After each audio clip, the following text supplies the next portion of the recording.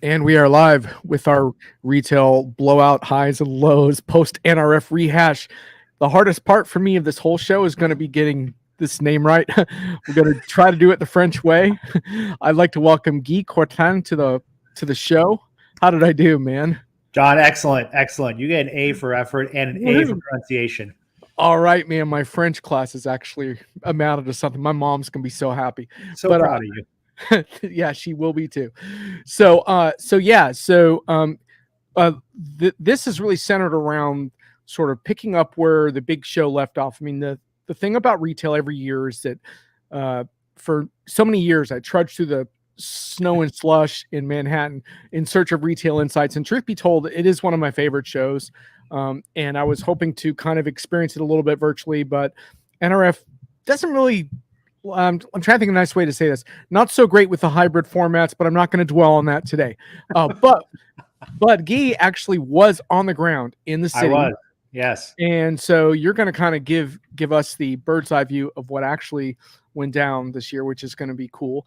And then also you've prepared some overrated, underrated retail tech stuff for us. So that's going to be fun to go through some of that. And I think it's such an interesting year for retailers with this sort of the lure of the new normal right around the corner, but not quite there. And so much opportunity and yet huge logistical challenges. So I can't wait to kind of hear your insights on all of this. Yeah, no, absolutely. Looking forward to it, John. Really excited to be on this and to share some of my experience from a few weeks ago in the great Big Apple and NRF. Awesome. Plus, I got an awesome hotel tip for you for next year. Hey, don't tell anybody else, John, because then we're going to be fighting for the last. I know we will be screwed again. So those of you in the chat, you know how the show works. Post questions, comments, observations anytime. Doesn't have to be about NRF at all. What we really want to take away from the show, I think in particular, is just how retailers can succeed, but also the pitfalls they want to avoid. So Guy, why don't you tell us a little bit about just why you went to NRF, and a little bit about what you and your team over at Texas, what you guys were trying to accomplish this year. Yeah, absolutely, John. So, like all of us, right? These past 2 years have just been crazy times. From, as you said, virtual events to a lot of virtual meetings and everything in between. And for me and for us at Texas in particular, when NRF was coming around, I think it remains a very important show. And I think you kind of stated this, and I will say this from my perspective, in the how many 20 years now I've been going to NRF. It doesn't feel like the year really starts until you've gone to NRF, right? Until you've gone to, with 30,000 of our closest retail friends, usually in the cold of New York City at Javits, and you've sustained yourself on a Cliff Bar for lunch. And next thing you know, you've walked your 50,000 steps, but the great pandemonium of NRF. So for us, it was really important to be there. And for me in particular, to be there. And I was, hopeful as NRF was leading that we would have somewhat of a normal NRF, that we would have, the ability to interact obviously with partners, but also with customers and prospects. Alas, with Omicron rearing its ugly head over prior to the holidays, but really hitting full stride during the holidays, you just saw a wave of cancellations, both from the vendor side and of course from the customer and prospect side. We decided still to go because we had committed. And, I will say this, my reflection on it was time well spent for me. I had some really fantastic meetings with other partners, other vendors. What was interesting is, you got to spend a lot of time with them, partially because there are no customers and prospects there for us to meet with or for them. So from that point of view, I think it was really time well spent, and I certainly got a lot out of it. Having said that, it was tough. I mean, it was 20% capacity. That might be being generous. You know this, and anybody who's been NRF knows. There's 2 floors. The main floor obviously is where all the big players are: the Oracles, the SAPs, the Manhattans of the world. Empty. That whole first row where you usually get the big spenders, right? We talked about this before getting on the call, right? When I was at I2, I remember we had our booth at the top of the escalator. Yeah. We spent well over 6 figures on all that. I think into the 7 figures. Gone, just empty spaces, literally just chairs and tables there with nothing. And my, Jamie O'Halloran, who's our VP of Alliances with me, he had a great joke. He said, wow, I can see the back wall of Javits. Like I've never seen it before, right? Because all those banners and everything were gone. So I think from that perspective, it was a little disheartening to see that. And what was interesting was as those of us know, who've been at NRF, the bottom floor, the basement, usually is kind of, you got a lot of startups in there, smaller vendors. Yeah, you'll go walk around it.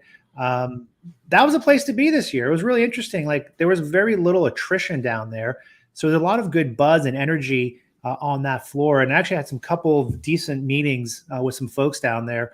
So that was really positive from that perspective. That you didn't have sort of this visual, this uneasy visual feeling that you had on the main floor, where, like I said, there was literally vacant, massive spaces where no one was. So from that perspective, overall, I was glad we went. We accomplished what we were there to do. But from the perspective of having meeting prospects or growing our pipeline, it certainly fell well short. Not that we expected to do much there with what was happening. And I will say this, I'm going to sort of praise and then criticize NRF in general, the association. I think they did a really good job with regards to having COVID tests. Like people were able to get a free take-home COVID test on site every day, and it was not limited to one or two. They were like, take as many as you need. That was very good.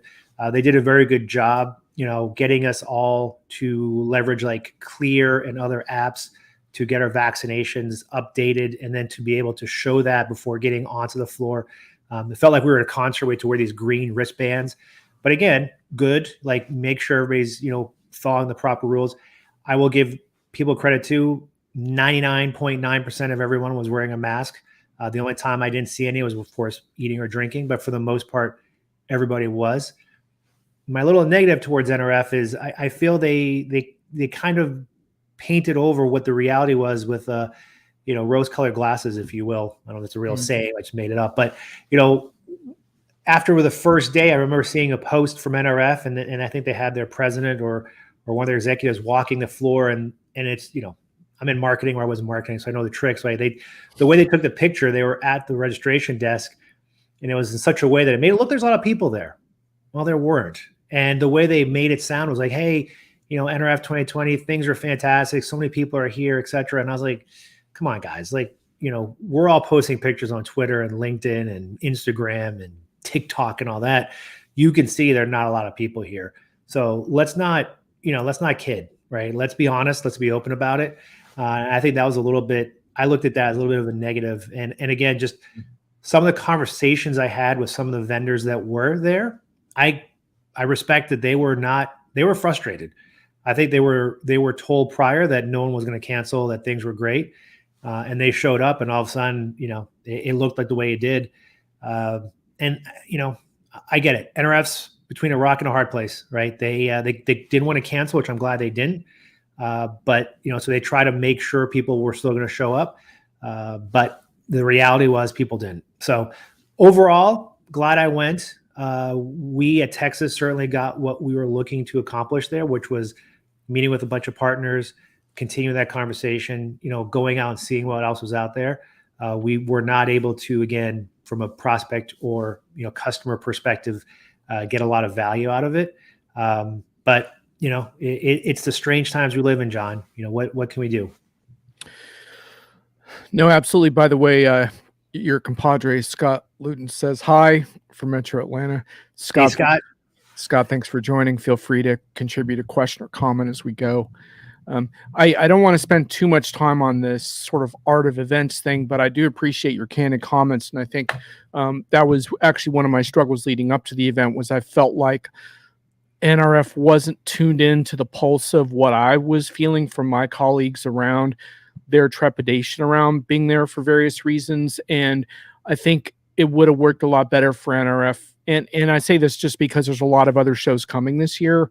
If they had been a lot more prepared for a hybrid scenario and not viewed the online component as such a terrible negative, fallback position, but actually a vital part of the event. Because so, for example, I can tell you there were some pretty important customer panels that took place at that event that virtually nobody actually saw, because they weren't recorded and they weren't broadcasted. And so that's a real shame, because you have some really important retailers sharing stories, and literally a handful of people actually saw or heard the stories. And I think I really hope that NRF learns from that a little bit, because look, I mean, this is going to go on, and we're going to have various surges at certain points that make people reluctant for whatever reason about an in-person scenario. And I think, NRF can learn from this. But I hear you. And, I kind of heard the same thing from a couple other people there, which was we made the most of it. But I can see if you were someone who shelled out a huge amount of money and that was the core, centerpiece of your marketing budget, where you would kind of be like,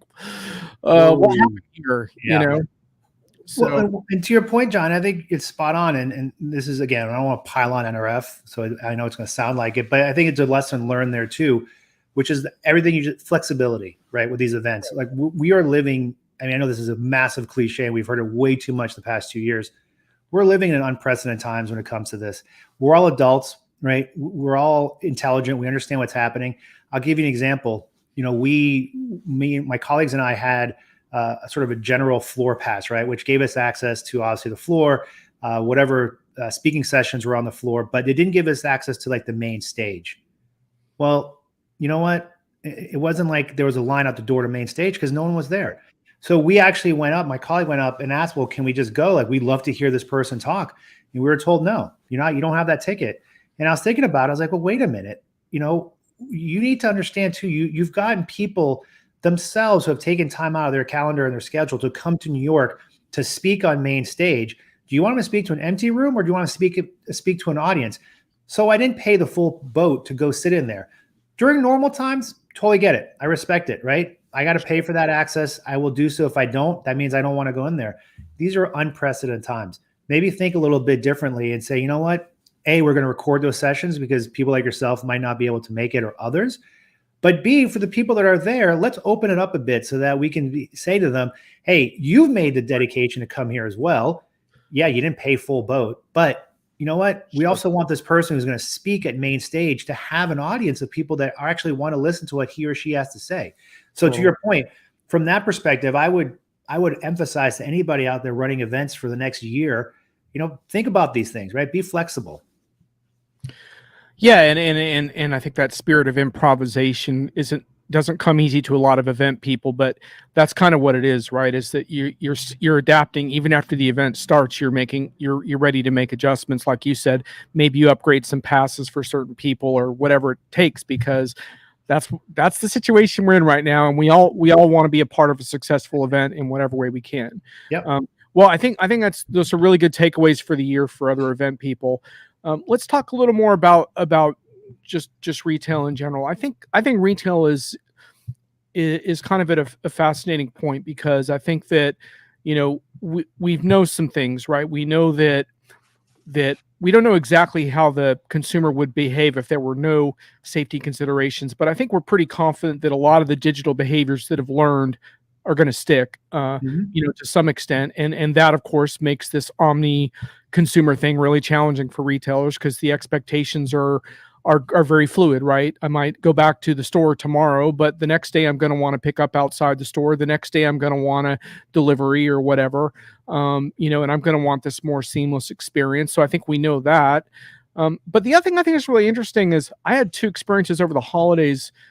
The classic logistical snafus that you would expect, but what they showed me after dealing with customer people in both Walmart and Amazon, who are supposedly the vaunted leaders in the back end logistics, is that the customer service reps had no visibility into these back end systems, and these are the two leading retailers in the world, and they literally had no idea where my stuff was.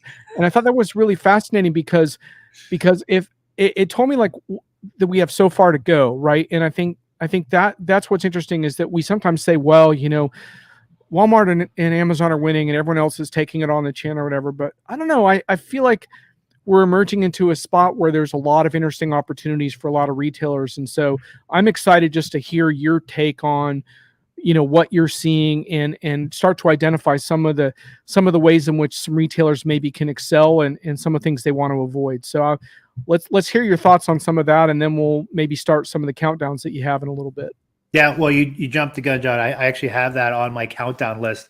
Oh, you do? Okay. Yeah, it's one of the things to look for is the whole fulfillment, right? And the aspect that we take for granted, not take for granted, but we forget at times the complexity of it. And I think your example of Walmart and Amazon is spot on. I mean, I think what we certainly we assume, which we shouldn't do, but we just assume or we expect that, oh, well, everybody has visibility into where my package is, right? Because it's all digital. And Right. When I order on Amazon or Walmart or Target or, Etsy or whatever, e-com platform I go through, Shopify, that they're going to be able to tell me down to, within a 5-foot radius and within a 10-minute time frame, exactly where everything is. But then when we look at it, or for those of us who have lived in this space for as long as I have, like, we realize, like, that's pretty complicated. And I think what's happened is, our consumer expectations have outpaced the realities of the world. And part of that, I'm going to blame our friend Jeff Bezos for that. Why? Because there is no reason why there's certain goods that you and I should expect to get in 2 hours or 2 days. Like, if I order a new sport coat, yeah, I want it when I want it, and I want it soon. But do I really need it in 2 hours? Do I need it in 2 days? I mean, I'm going to date myself here, but I remember as a kid, we talked about this before, right? I'm a Parisian. I was born in Paris, so I'm a good Frenchman.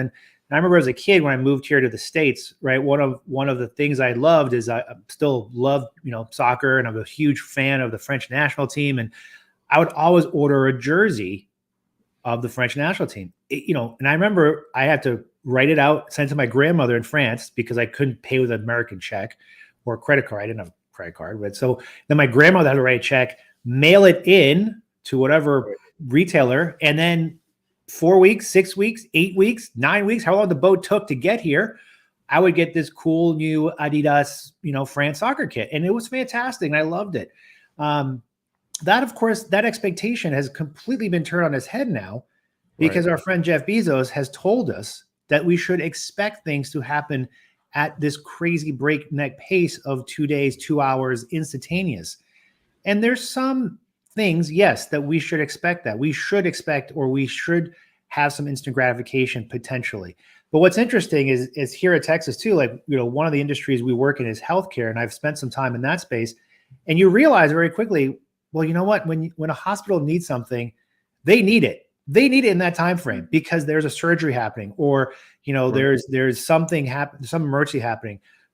For example, there's a company I've been looking at called Zipline, which is not the retailer, but there's a company called Zipline that does drones. And one of their drones they have, it's very cool. I recommend anybody to go look online. It's a drone that's like an airplane. But what they've talked about is they're using it a lot I believe in Kenya. Why? Because they're like, roads are terrible. We can't deliver medical goods. So if a woman's mother's giving birth, and all of a sudden she has massive blood loss, she needs that blood within half an hour to an hour, or else she's going to pass away. Like, this is time constraint is life and death. So that's why they need it. For me to get my G.I. Joe, the Kung Fu grip, is not time constraint, right? Like, I should be able to get it within a more reasonable time frame. And I believe, one of the things I think we're going to start seeing more of, John, from that perspective is smart retailers setting more or better expectations with us, the consumer, of delivery on a more reasonable time frame. You want it in 2 days, 2 hours? Great. You got to pay for it. You're willing to wait a week, 2 weeks, 3 weeks? Great. I'll give you a discount. And part of that too, now this goes back to your question, the challenge of that is going to be greater visibility and greater connectivity within the retailer or the network to truly understand what is capable when it comes to that fulfillment.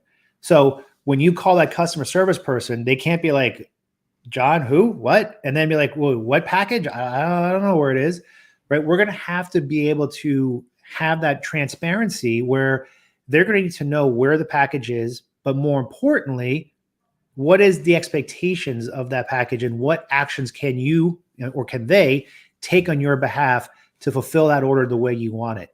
And I think that is absolutely something we're going to see more of as we go into 2022 and beyond. And I even I picked on Amazon, but even Amazon, if you look sometimes, right, there's certain things where they'll say, hey, are you willing to take this package or this product on this date? We'll knock off 5 cents, 10 cents, whatever. Look for more of that to happen. But to your question, a big part or a big roadblock for all this is going to be enhanced visibility into where's my package, where's my inventory. More importantly, when's it available? How's it going to get to me? What are those available modes of transportation that you will take on my behalf to get it to me? And finally, when are you, the consumer, available and willing to receive that package, right? I think that's something we forget. We just assume, hey, John, you want this in 2 hours, I'm going to drop it off. Well, wait a minute. John's not home. John's in Aruba. He's not back for another 5 days.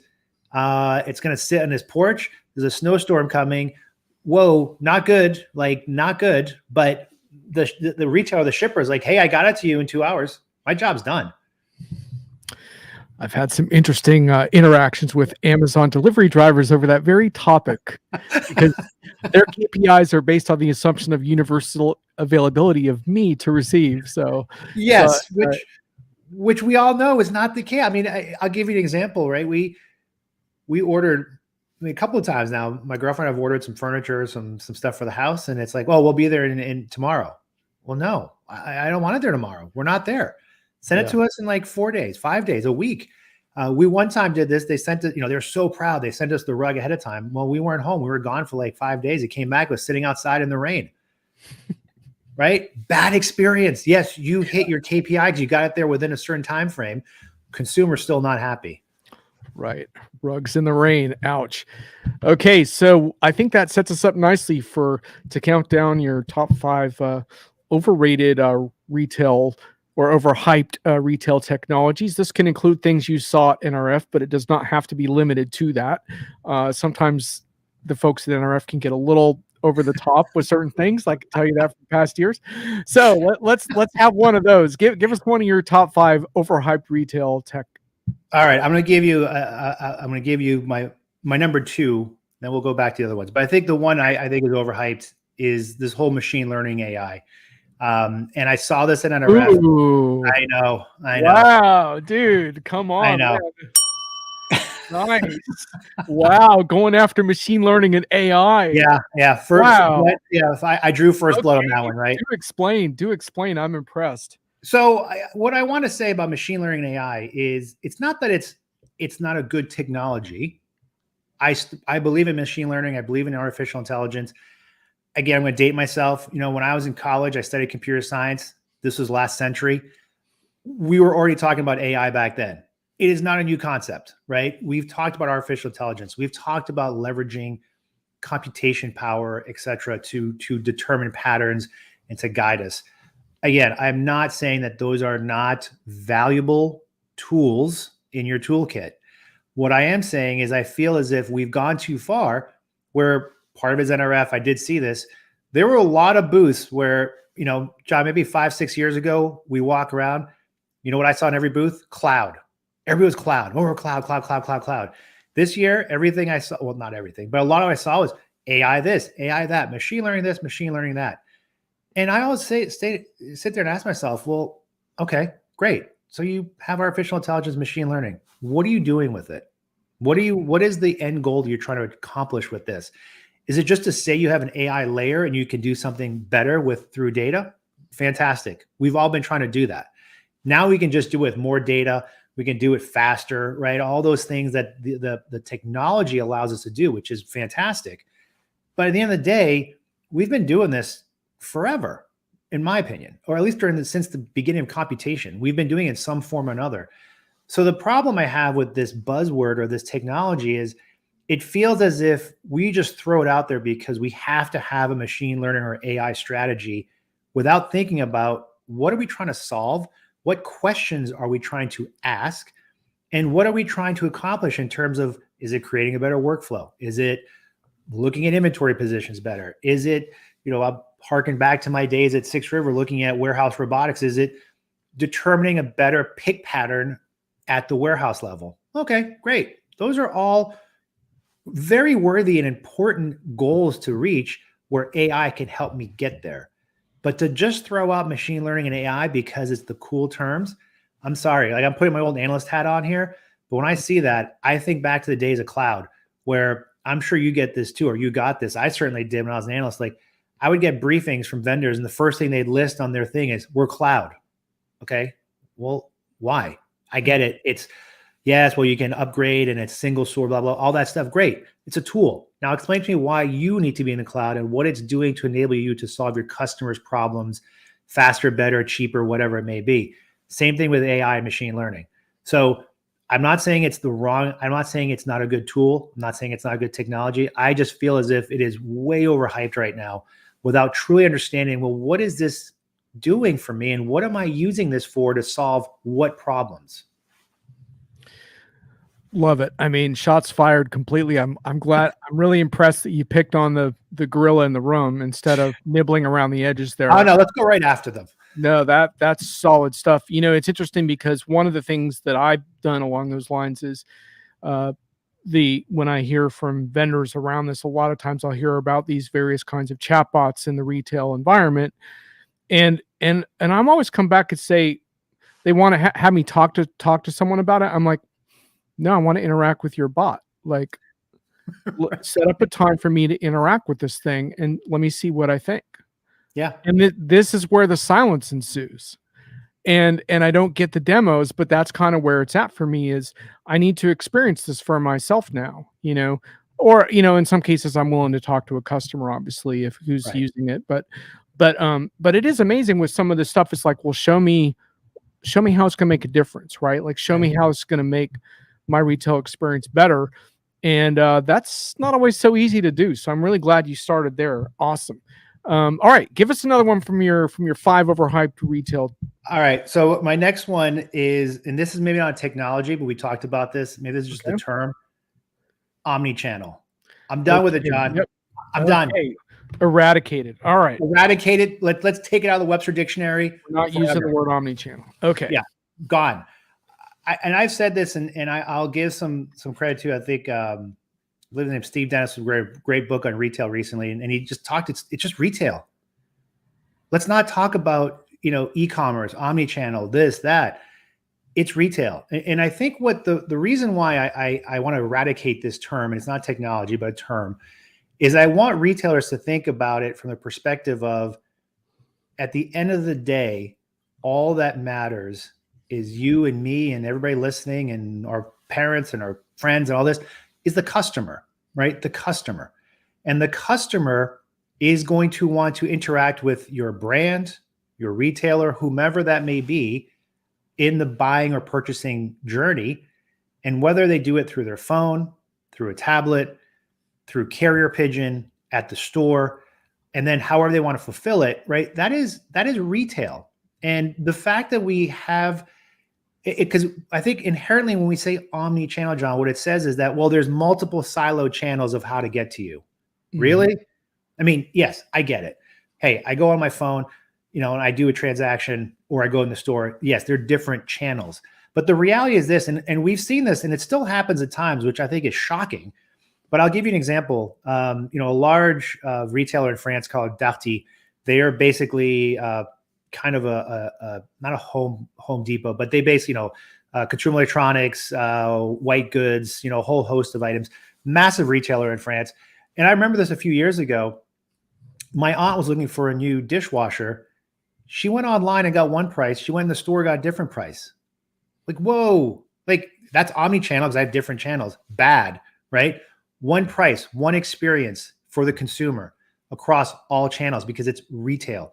When I interact with Adidas, I don't care if I'm online, I shouldn't have a different feel than if I'm in the store. What I mean by that, of course, I know I'm in digital online, I'm physical in the store, but the brand, the pricing, the product selection, the look and feel needs to be consistent across all of that, right? The customer experience, the satisfaction, all of that has to carry across all the channels. It's retail. It's not, you know, and what's interesting is, and I've certainly gotten this soapbox recently, is you look at some of these retailers today who are now talking about respinning out their e-com platforms or their e-com practices from their other retail. And John, I'm serious. Whenever I see one of these articles, I just want to like smash the screen on my head because it's like, what are we doing, people? Now, I know part of it is a financial exercise where our good friends on Wall Street and the bankers are saying, hey, we're going to do this, get a pop, make some money, and then, we're done. We don't care because we've made our money.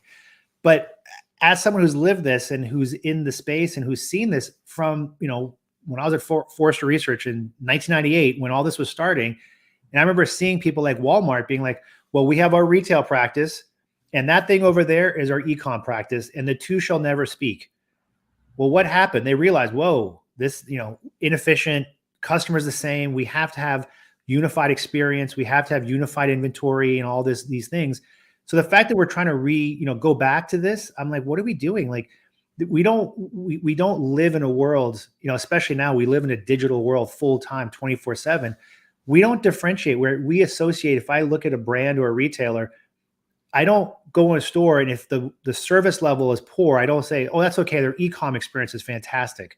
No, I hold you accountable to all of those channels.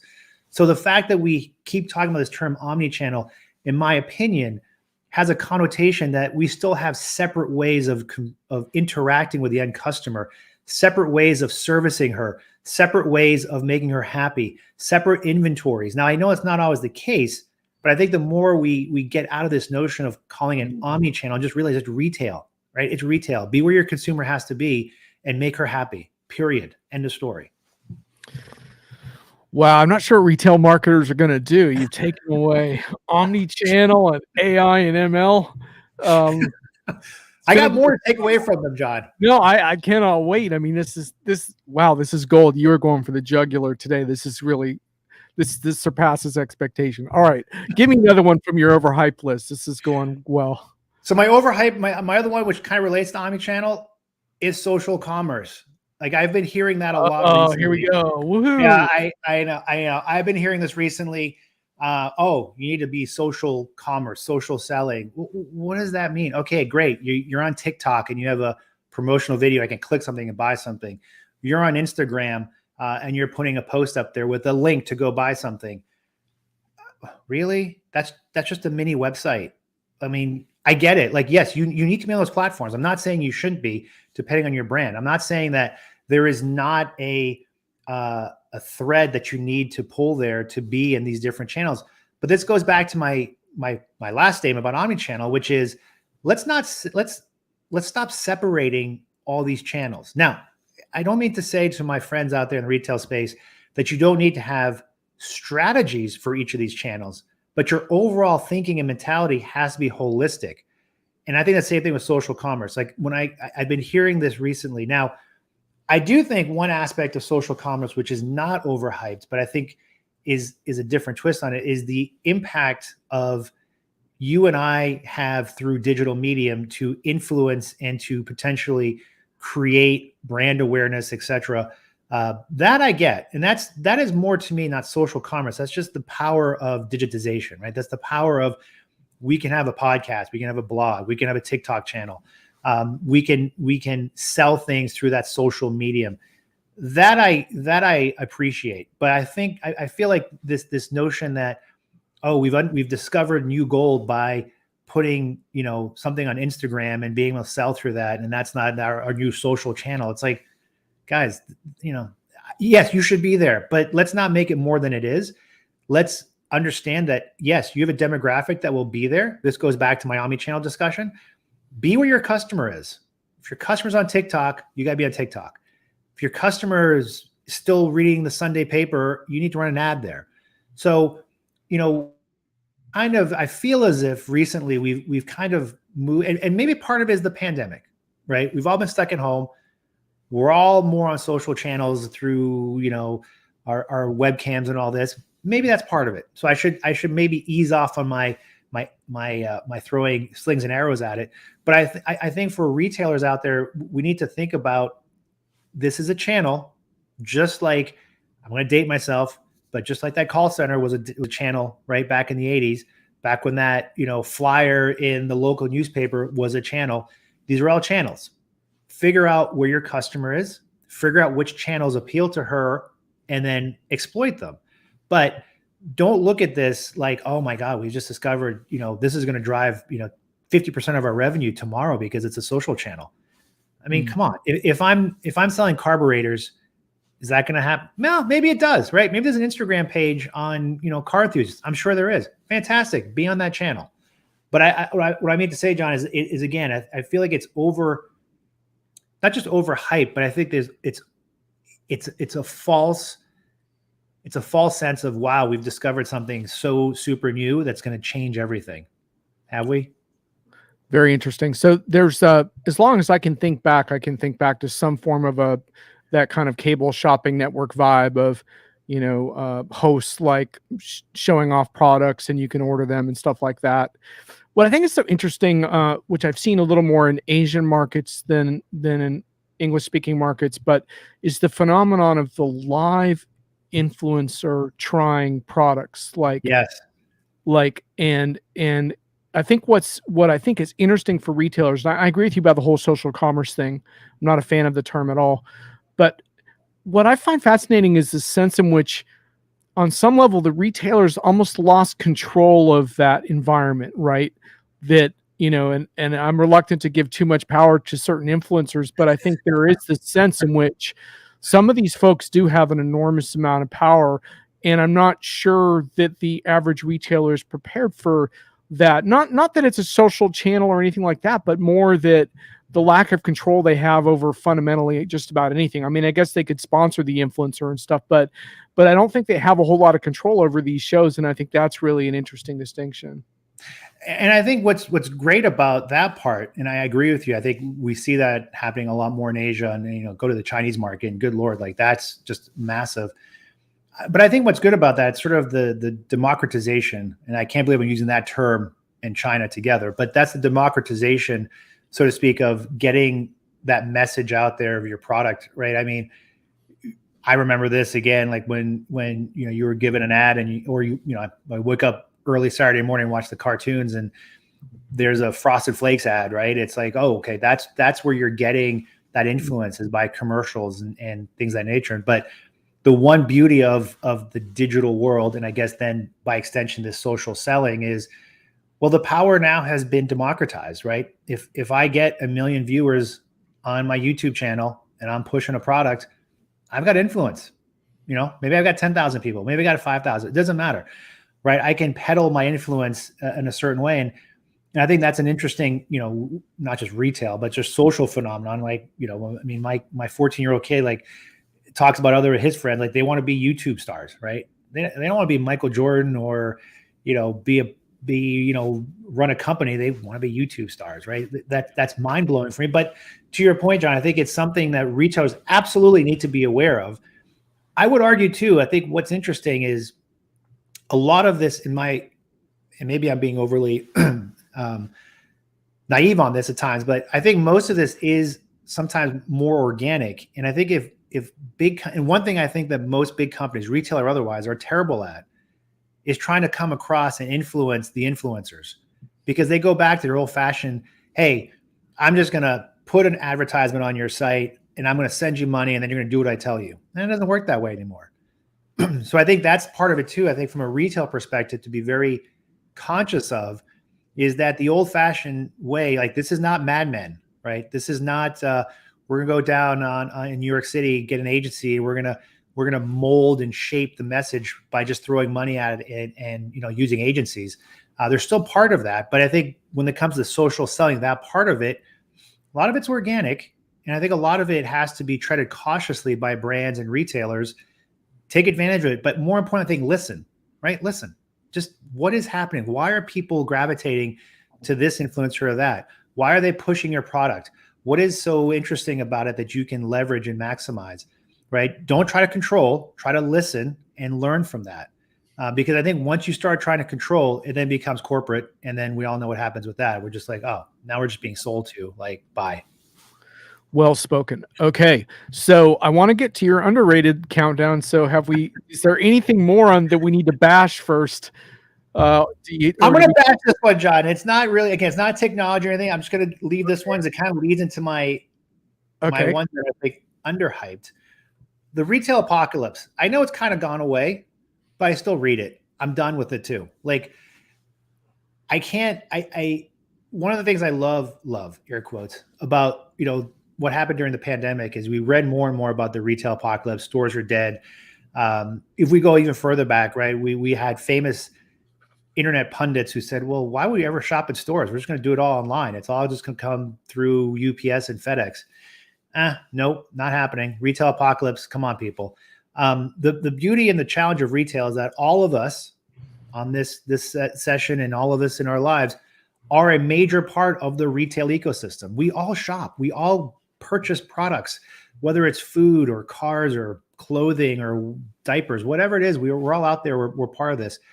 So I think one of the biggest, and it's gone down, so I will freely admit this, but that whole retail apocalypse, stores are dead, I think has become so tiring to me to read and to have to fight to some degree, because it's not the reality. And part of that too is when maybe it's my little soapbox here, so apologize for one second, but when I hear people talk about this, well, the new normal of retail, what was the old normal of retail? Go back 10 years, 20 years. Like when mom and pop stores got steamrolled by Walmart, were they saying, oh, well, wait till the new normal comes back, we'll be fine, right? When general stores were coming out and getting rid of merchants or traveling, town to town, were they like, oh, don't worry about it, this is just, the new normal will come back. Retail has always been changing. It's always in flux. It's always evolving, like everything, as it should be. So this whole notion of, oh, well, let's just wait for the new the new normal. There's no normal. There's no new normal. There's no old normal. There's just today. And I think that's something we have to be more conscious of, because it's not as if we're just going to hit pause. Things are going to go back to the way we think they should be. We hit play again and off we go. Things are going to evolve. And I think it's a good part. I think that's exciting. I think that's what makes the job fun at some level, because it keeps pushing our thinking and challenging us. But I think it's lazy at times to just say, well, we're going to go this new normal. What the hell does that mean?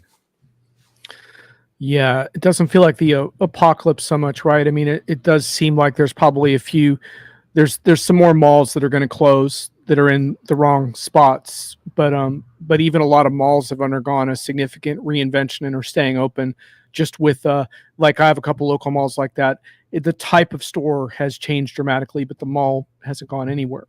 But one thing I think is interesting though, like, which is not the retail apocalypse, but I think is an interesting drama to follow, is I think a lot of old school retailers with heavy store footprints, if they could overnight snap their fingers and have no stores and then re-rationalize their store footprint from scratch, I think a whole bunch of them would take you up on that offer, right?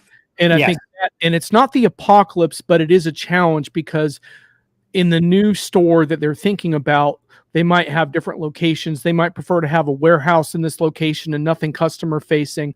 They might prefer to have more kiosks. I mean, Starbucks is obviously kind of struggling with some of that now. More drive up stuff would have been better. Less office and hotel locations. But I think a lot of retailers have kind of had this moment of like, yeah, I'm glad I have stores, but this isn't really the footprint that I would have wanted. So that's going to be interesting. Yeah, John, you're spot on, and that leads into one of my things I'm looking for, which is exactly that. Right. It's the store, right? I think the store is in the midst of a very cool transformation. Now, I just went on this little rant about there's no new normal, old normal.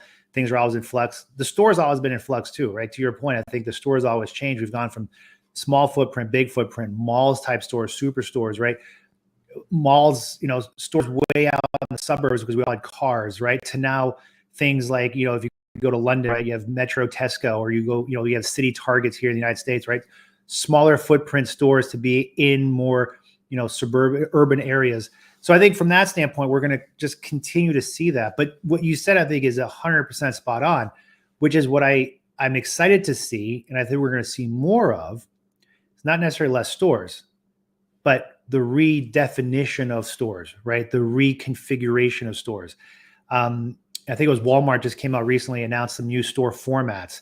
So I think that's very exciting from that perspective, is that you're going to see, and you should see, an evolution, or a consistent evolution, if you will, with the store. Dick's Sporting Goods is a great example, right? They opened a a store. I think it's somewhere in Pennsylvania or New York, right? Which has like a full soccer pitch outside. It has a track outside. It has a climbing wall, right? It has all this experiential things or locations that you can try stuff on. We've seen this at REIs before, and I think you're going to see more of that, right? You go to REI, there's a climbing wall, right? Bass Pro Shops are a perfect example of this, right? People are going. I mean, I remember having Bass Pro Shops and Cabela's as clients, where they would tell us people would go and schedule weddings there. Why? Because there's a big fish tank and there's like a boat in it, right? But it's all experiential, and I think that's what we're going to see more of, as opposed to less. And an experience is not necessarily having a climbing wall or a fish tank. I think it's also with regards to the service, right? I look at one of my favorite brands, Indochino and Bonobos, two of my favorite brands, but Indochino in particular, right? They've opened a lot of stores. Now, they started out as an online bespoke suit manufacturer where you would take your own measurements, you'd send it in, they'd manufacture a suit in China, send it back to you at a very reasonable price. Funny side story, don't self-measure yourself because it always ends up wrong. One day, John, over a beer, I'll share some pictures of my first suit I bought through Indochino without having a proper measurement. It's kind of comical. They fixed it, but anyways. But what they're doing now is they're opening stores, right? And I went to one. It was a fantastic experience, right? It's basically taking, Savile Road experience in London and bringing it to the masses, if you will. Yes, it's a tailor, for lack of a better term. But when you look at it, the experience when you walk in, right, they don't have any inventory. They have samples, so you can see different fabrics, different patterns, different colors. You can see some suits and such to see what they look like. But the whole store experience is to be what? To be measured, tailor measured, go through the process of picking your fabrics and your patterns and all this. And then you walk away, or you pay for it, you walk away, and then it gets mailed to you down the road.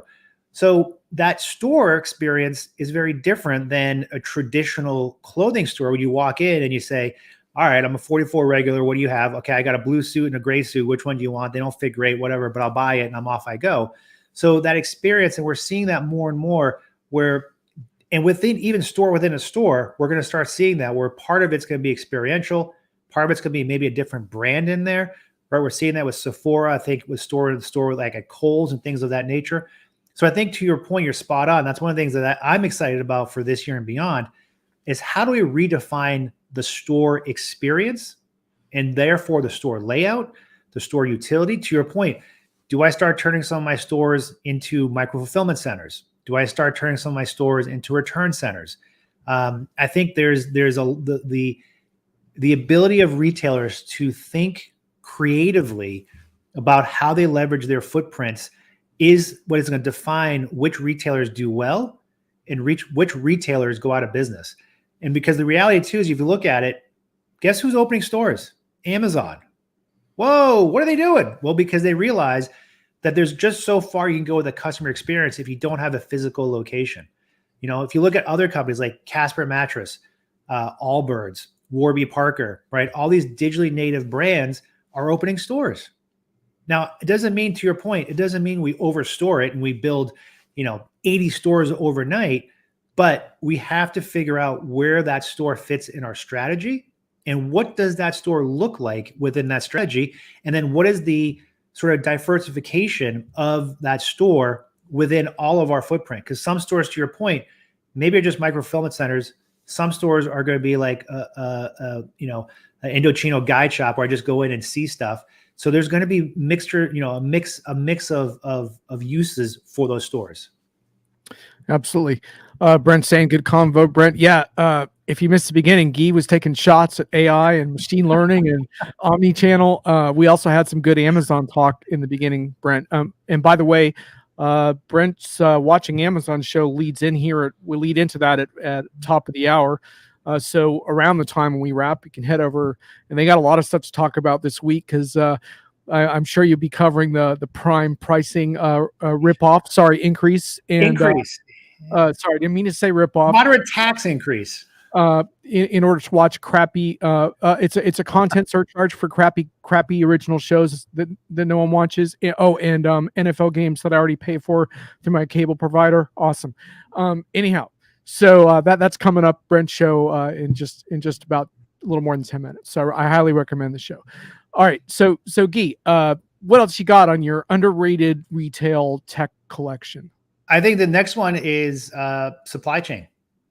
Supply chain's cool again, or cool. Maybe it never was cool. Maybe it's just becoming cool. I think it's underrated. Maybe it's not underrated anymore because, I watch local news here and other places, and I've heard my local broadcasters say the word supply chain more than once now in the past 2 years, which is like mind blowing. But no, I think, it's, I don't want to say it's underrated, but I think it's coming more to light, the importance of understanding your supply chain, understanding how it functions, understanding how to leverage it to maximum efficiency, right? You made a great point at the beginning of this, talking about your experience at Walmart and Amazon, where you had customer service people who didn't know where your stuff is. Well, guess what that is? That's a supply chain problem, right? I should know where your stuff is in my supply chain. So I think what we're going to see is a spotlight, which already has been, but I think creative or savvy retailers are going to start realizing or thinking about, how do I make my supply chain not a cost center, but a innovation or a customer driven engine for my brand, my retail, whatever that is. What I mean by that is, how do I ensure that I am maximizing what I can in my supply chain, making it, reducing friction, greater visibility, all those buzzwords we use, but the reality is we need to do that for our supply chain.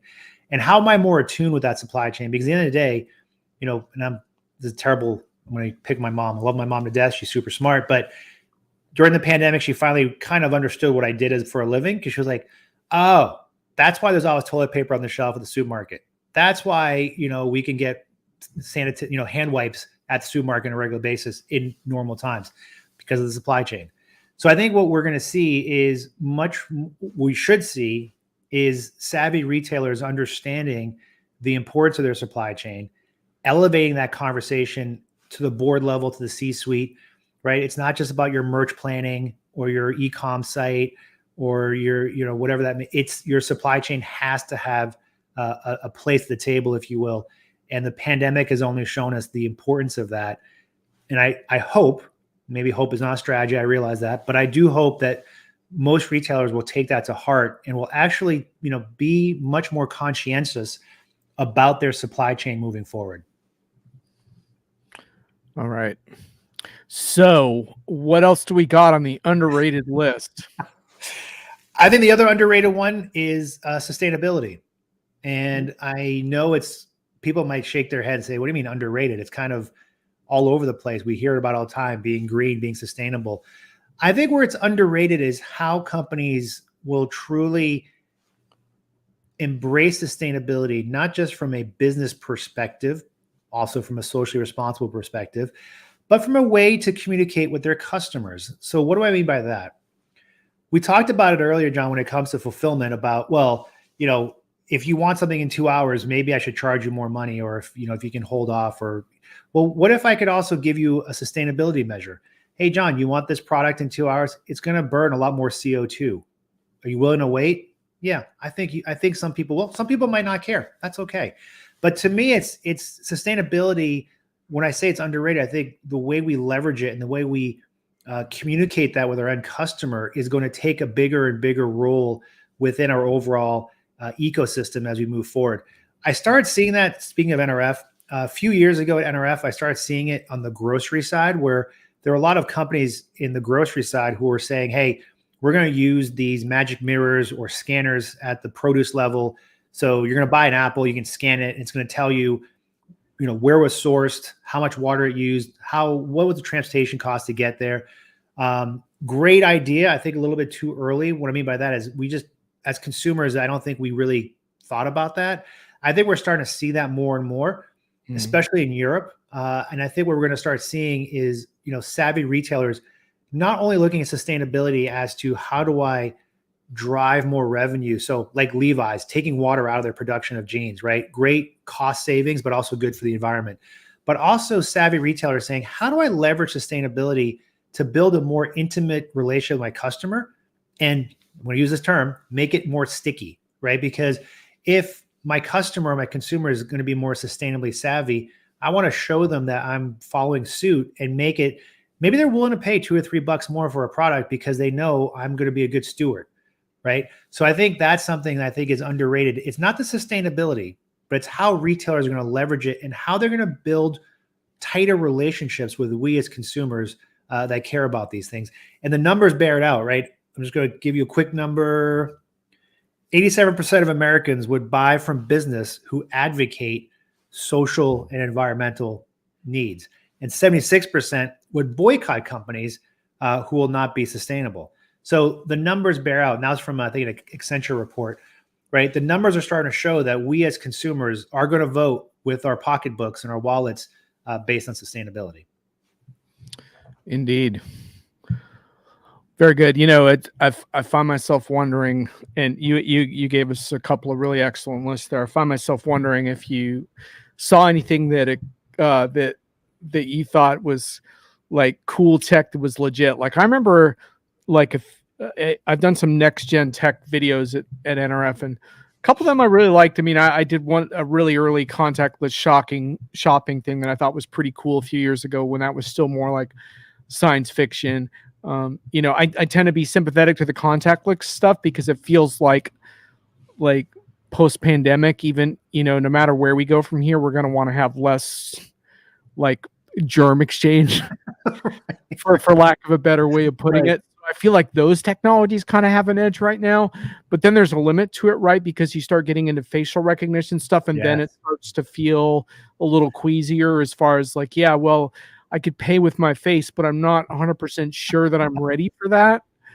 You know, like, because if I can pay with my face, I don't know, maybe someone else can, and I'm not sure if I want you to have my face. So, what was that Nicolas Cage movie where he swapped faces with someone? Oh yeah, crap! I'll have to pull up a Nick Cage filmography, which is quite extensive. While we're talking here, if only he'd only been in a few movies. Unfortunately, he's been in like every movie ever released. So, but did you run into stuff like that where you were like, oh, that'd be really cool, or oh no, the trade-offs of that are like kind of yucky? Or I did, and I'm glad you mentioned it because I will give Amazon credit for this. They had a booth at NRF, not even a booth. It was literally a little grocery shop, and you would badge in with your credit card and then just pick up items and just leave, and it would charge you. I thought that was pretty cool. Now I know they're doing it already. It's not, you know, it's not brand new, but I certainly think scenario. Yeah, I think to your point, you know, going back maybe to what I said earlier about the whole omni-channel stuff got to go away. That's just an example, I think, of, you know, we're bringing the experiences that we want as consumers from any channel and making them available to all channels, right? So the Amazon one-click, which is brilliant and absolutely horrible because it makes it so easy to buy stuff that I don't need, but bring it to the physical world, right? Now I understand there's hurdles, as you said, facial recognition or other parts with privacy. We have to worry about that. There are other hurdles with regards to the hardware needed to do all this. But where's the biggest bottleneck in your supermarket? It's at the cashier line. I mean, that's the bottom line, right? So what if I could speed that up? I mean, I remember being in England years ago in Birmingham, I think, and I went to a massive Tesco, and I was fascinated because they already had the scanner guns that you could just take, right? Walk around with your shopping cart, scan stuff, put it in, scan stuff, put it in. I was like, whoa, with John Travolta. That's right. It's called Face Off, wasn't it? Face Off. Oh, yeah, what a great movie, right? How original. Yeah, absolutely. Anyway. But I think that type of technology, I absolutely, I was very impressed. I've heard a lot about it. I finally got to use it. I was really impressed with it. It's very seamless. Now, again, it was a very controlled environment. You know, there's one person at a time at most going through. It wasn't like there's 50 of us. The SKU count or the merchandise in there was very limited. But I think that was very interesting. I do think, that, when we look at automation, I think there's still some exciting stuff out there with automation. I think we're only at the beginning. And of course, my prior job working in automation space, I certainly got a front row seat to this. At NRF, which was fascinating, I did fail to mention this. It was interesting to see the number of automation players that were there, right? From Geek Plus to Locus to AutoStore to Right Hand Robotics to some others, which I thought was very encouraging, right? It was cool to, like, we're getting out of the warehouse and getting in front of retailers, right? I thought that was very positive as well. I'm not sure. I don't know. I mean, are you, Thomas, are you asking pay with your face who would accept that currency? Is that a self-deprecating humor, or is that like an NFT, right? Yeah. The point, I wouldn't get too hung up on paying with your face. The point is that facial recognition does figure prominently in a lot of scenarios that retailers discuss about the future. So I think it's an interesting point to think about for a moment. I do want to linger for a few and discuss this one other topic with you that I think brings some of this to a head, which is that I have another retail piece coming out soon. I did a discussion with Qualcomm on what they were previewing at NRF, and one of the things that I keep coming back to is the dilemma of the so-called store associate, because now the specialty retailers have kind of figured this out by creating more of a high-end customer experience in stores. But I believe that the so-called bigger box retailers are going to need to bear down on this issue. And what I think is interesting is that it seems like early solutions have focused on automating the hell out of things and essentially alleviating themselves of the cost and expense of the store associate entirely. But I think that full automatic feature, that might work in some contexts, but I think in a lot of contexts, it doesn't work that well. And when I was talking to Qualcomm, they were talking about, like, well, what if instead of someone just stocking the shelves in the produce aisle, there was someone who could talk to you about different health regimens or different diet plans, or, so it's like the associate becomes more of a value-added advisor on the floor, perhaps is skilled in things like upselling or promotions, who the hell knows. I think this is something that's going to have to get reckoned with, because I think there's this desire to automate the crap out of the experience and just get rid of employees because they're disgruntled anyway. They're a cost item on our balance sheet, and I think that's the wrong-headed approach. Now, granted, they may have to have less employees in order to make this work. So I'm not going to say there's going to be no job loss here, because you can see it at self-checkout already. But the point is, at what point are these bigger retailers going to understand there's going to be competitive advantage to actually hiring people, paying them an actually decent living freaking wage they can live on, and encouraging them both with the technology in their hands, but also in their training to interact with customers on a higher level? To me, that's the future of retail, but we'll see, because I don't think that's really been figured out yet. I think you're 100% spot on, right? And I think the problem we have is that a lot of times I feel like the pendulum swings too far. So let's just automate everything, or nope. But you're absolutely right. I think what the lessons of the high-end retailers who get this are going to push down. And then the other example, which everybody always uses, which I think is worth remembering, is what was the value, or what was the great part about, your local delicatessen, is you'd walk in and they'd be like, "Hey, John, how are you? Right? How are things going? Oh yeah, your usual order." Right? There was a personalization that only that human could get. Now, some of my friends in AI would say, well, we'll just AI everything and we'll scrape all the data and we'll figure it out. And it's like, whoa, that's getting too creepy, right?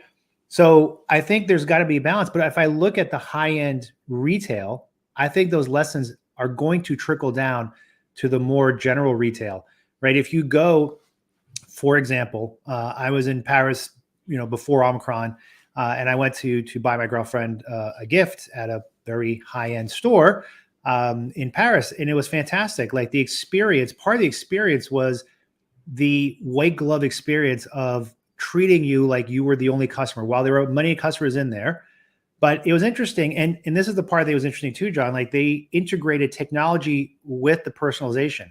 So I went to the store. The only store they have is in Paris. There's a line to get in, so you're waiting outside. As you get closer to the front, they would have a store associate come out, and they're all, well-tailored suits, and they have a handheld. And they'll come up to you and say, well, welcome. Thank you for being here. You only have about 30 more minutes or 20 minutes to wait. What is it you're interested in? Oh, you're interested in this. Let me see my inventory if we have it using technology, right? They're going to scroll through and look at it. You want to know what the price it is? Here's how much the price is. You want to know what colors we have? Here's what we have. Some might say, well, just put a kiosk out front and I'll just punch that in myself, or just send me the stuff on the app. But there's a human element of it where that store associate is going to come out and spend that time with you, right, to walk you through and answer any questions you may have. I think that is going to trickle down to other retail, because that's where I think differentiation, the reason why we have stores, is you're going to have that human component tied in with some technology and automation. Absolutely. But there has to be a balance. I mean, at the end of the day, if I walk in a Home Depot and there's no one in there and it's just all screens, I can punch stuff. Why am I going to Home Depot? I'll just stay on my phone and do it. And I'll just get it, pick up online, pick up at curb front, or just send it to me, right? Part of the value I go in is, I go in and I talk to store associate Neil about doors, and he has all this experience and he can walk me through it and he can tell me this and that and help me make a decision based on my needs. Right. And yeah, AI and CRM and all that could maybe give me a decision tree to figure that out. But, there's value in me going in and talking to Neil, because maybe he sees something that I didn't think about, or just having that human experience, right? Part of, when I laugh about social commerce, is that retail in and of itself is still a social activity, right? Part of it is we still go and we shop. Now, buying is not a social activity. Shopping is a social activity. So I think part of that human element is going to absolutely continue, or should continue to play a role. Doesn't mean automation and technology doesn't have a role to play as tools, but that human component is still valuable. And to your point, John, I think what's going to be the challenge is I can't be paying store associates $15-16 an hour and they're temporary. They're going to be there for 3 weeks and leave. How do I build my rapport as a brand with them, they then take that on to the customer? Yeah, absolutely. And to me, that it's exciting to talk about this, because I think, to me, that's a future of retail I can get excited about, because frankly, like, I don't try to go to Walmart very often in my town, but I would say it's more of a dystopian than a utopian experience in there right now. Just this feeling of like that the store is basically bereft of anyone who could possibly help you. So hopefully, hopefully you won't need any help. And then at the front, the self-checkout, it almost feels like TSA. They got someone hovering over me. There's cameras everywhere. Like, it's basically like we assume you're a shoplifter until proven otherwise. This sort of mentality there. Like, that's not retail utopia. That's to me, that's like 1984-ish vibe in there.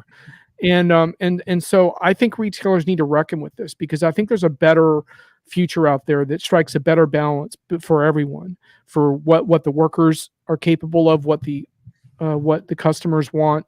And like I said, I don't think the specialty retailers are having this problem in the same way.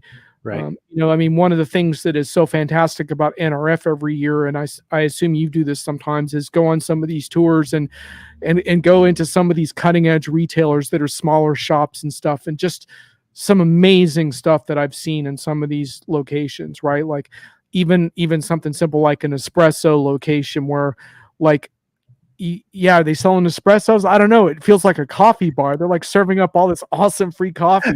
I almost got a freaking espresso machine before I left that place. And like, that was the last thing I needed, is to be like slugging down Nespressos all day long.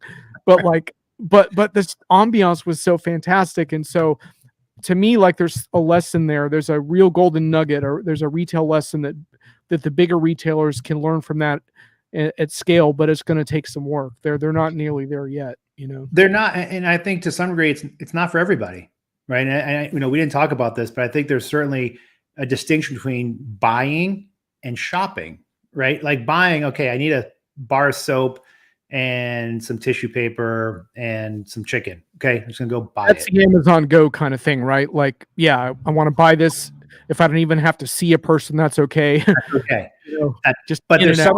Yeah, and there's some experiences where I want to shop, right? And I think part of it too, I think, and this part I think is interesting, and I think you're spot on with this, John, is to think about it. is it's also not just one size fits all, right? And I think this is something where I'm going to go rail against some technologies again, but I feel like sometimes we talk a lot about like clienteling and all these things. We're going to put this in our POS, which is all fantastic, but they're all tools. And if I'm at one brand, I don't want to deal with that customer the same way as if I'm in another brand, right? There are differences.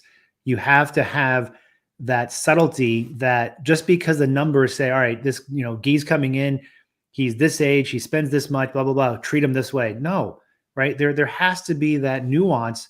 And I think that's where, to your point, like these retailers who get that, I think are already or should be a leg up on those that just sort of fall back on the, well, I'm just going to put it in my CRM and my POS system is going to tell me how to do this. It's not formulaic, right? This is going to be a cliche, but we are all humans and we all have our different, tastes and wants and needs. When we're shopping, I think we have to be very sensitive to that. I think when we're buying, we have to be a little bit less, but we still have to have, there's a reason why, if we go out there, we look at grocery stores, there's, 5 different, stone's throw for me, there's a Star Market, a Whole Foods, a Wegmans, right? And they're all different. They all sell the basic products. I can buy chicken from all of them, but the experience is very different. The way they cater to me is very different.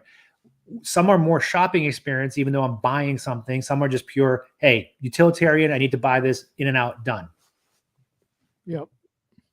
Absolutely. All right. Well, I think we've reached a good stopping point. Before we go, I'm going to send out a couple things. Let's see. So, I don't know. I've since Diginomica started, I've written something like 1,300 blog posts. I'm not sure. At least 2 of my top 10 favorites were written about NRF. One of them was my confrontation with the co-founder of the Happy or Not. Is real-time customer feedback a dream or a nightmare? I'm going to paste a link into that. I think if anyone wants to pursue this conversation, I think that's just an example of why I missed that show and why I think it's such an important show, is to have those kinds of conversations. You can't put a price on that.